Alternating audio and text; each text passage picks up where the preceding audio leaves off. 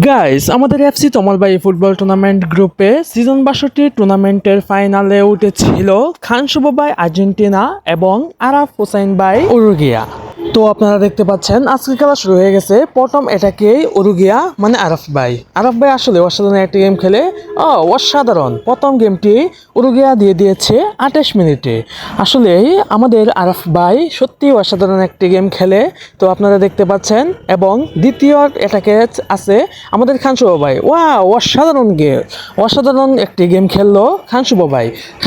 আসলে সবসময় আমাদের গ্রুপে আর্জেন্টিনা নিয়ে খেলে এবং তৃতীয়টাকে আবার যাচ্ছেন খান শুভ ভাই। দেখা যাচ্ছে খান শুভ ভাই যাচ্ছে তৃতীয় গোল তৃতীয় গোল দিয়ে দিয়েছেন আবার খান শুভ ভাই আসলে একটি অসাধারণ গেম খেলে। তো আপনারা দেখতে পাচ্ছেন আমাদের খান শুভ ভাই দ্বিতীয় গোলটি দিয়ে দিয়েছে, স্কোর 1/2। তৃতীয় গোল আমাদের হচ্ছে 61 মিনিটে তৃতীয় গোলটি দিয়ে দিয়েছে খান শুভ ভাই।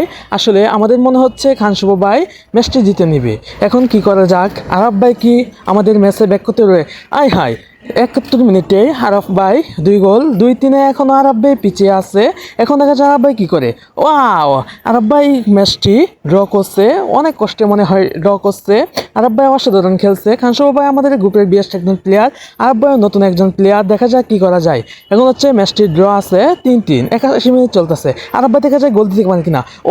গোল। গাইস, কি ম্যাচটি আরাফ ভাই কামব্যাক করে জিতে নিল। আপনারা দেখতেই পাচ্ছেন যে আরাফ ভাই একটি অসাধারণ গেম খেলেছে।